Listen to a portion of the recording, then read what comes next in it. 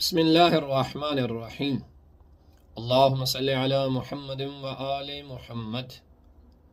کیا شیعہ مذہب کے اندر بھینس کی قربانی کی جا سکتی ہے یا نہیں کی جا سکتی؟ بکری کی قربانی کی جا سکتی ہے یا نہیں کی جا سکتی؟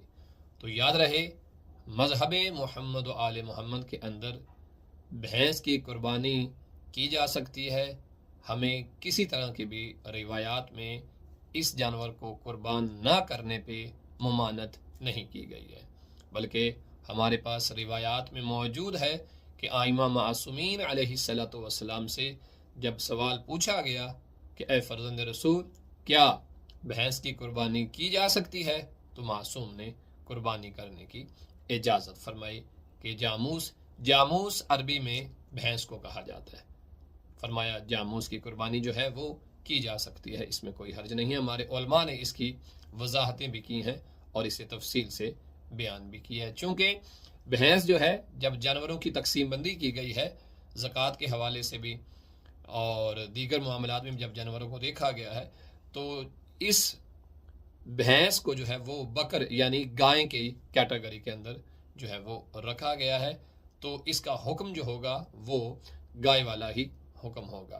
اس لیے ایج کے حوالے سے بھی جو بھینس ہے اس کی قربانی کی ایج اور گائے کی قربانی کی ایج سیم ہی ہے، یعنی ان کے 2 سال قمری مکمل ہونے چاہیے، گائے کے بھی اور بھینس کے بھی۔ لہٰذا مذہب آل محمد کے مطابق بھینس کی قربانی کرنے میں کوئی حرج نہیں ہے۔